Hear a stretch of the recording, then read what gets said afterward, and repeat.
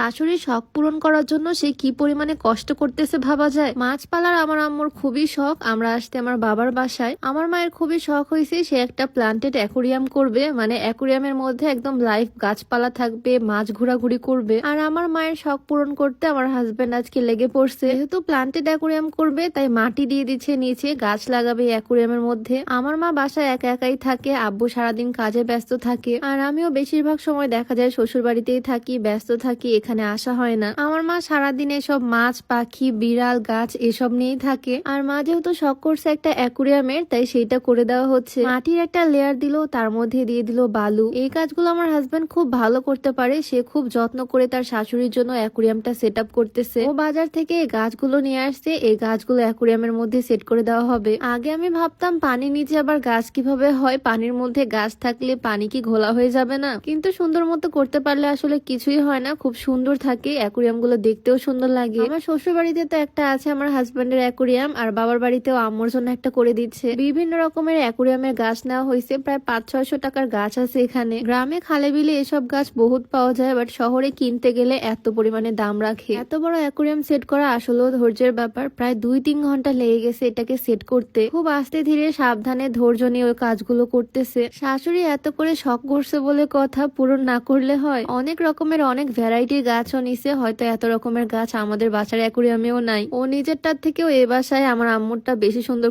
করে দিচ্ছে। আর সবগুলো গাছ লাগানোর পরে এখন একে একে পাথর দিচ্ছে। চারিপাশ দিয়ে ভাবে পাথর দিয়ে দিচ্ছে যাতে গাছগুলো একদম সেট থাকে। আর পাথর দেওয়ার পর কিন্তু দেখতেও সুন্দর লাগতেছে। ছোট ছোট পাথরগুলো দিয়ে দিচ্ছে এটার মধ্যে, ছোট পাথর বড় পাথর সব রকমেরই মিক্স করে দিচ্ছে। এখনই তো মনে হচ্ছে অ্যাকুরিয়ামটা দেখতে অনেক বেশি সুন্দর লাগতেছে। পানি ভরলে কেমন লাগবে আর মাছ ছাড়ার পর কেমন লাগবে সেটাই চিন্তা করতেছি। পাথর দিতে দিতেই অনেকটা সময় গেল, মানে পুরাটা অ্যাকুরিয়াম ছিটিয়ে ছিটিয়ে সুন্দর করে পাথরগুলো দিল। আর তারপর ফাইনালি পানি দেওয়ার পালা, অ্যাকুরিয়ামটা ভরে পানি দিবে। আমি আগে ভাবতাম নিচে মাটি দিছে, পানি দিলে একদম পানিগুলো ঘোলা হয়ে যাবে, বাট তেমন কিছুই হচ্ছে না, পানিগুলো একদম পরিষ্কার আছে। এত বড় অ্যাকুরিয়ামে কয়েক বালতি পানি লাগবে, ওইভাবে দেওয়া তো আর সম্ভব না, অনেক সময় লেগে যাবে, সেজন্য পাইপ দিয়ে দিচ্ছে। পাইপ দিয়ে পানি ভরতে এত সময় লাগতেছে, বাপরে বাপ। পুরো অ্যাকুরিয়ামটা ভর্তি করবে না, একটু জায়গা ফাঁকা রাখছে। আর এটার মধ্যে দিয়ে দিল নীল কালার একটা মেডিসিন, পানি একদম সমুদ্রের পানির মতো নীল হয়ে গেল। আর এটা হচ্ছে একটা হিটার, এটাও বিকালবেলাও কিনে আনছে অ্যাকুরিয়ামে দেওয়ার জন্য। এখন যেহেতু শীতকাল, ঠান্ডা পানিতে থাকলে মাছ মরে যাবে, সেজন্য পানির টেম্পারেচারটাকে ঠিক রাখার জন্য এই হিটারটা দেওয়া। আর তারপর ফাইনালি একে একে মাছগুলো ছাড়তেছে। দেখো মাশাআল্লাহ কি সুন্দর লাগতেছে দেখতে।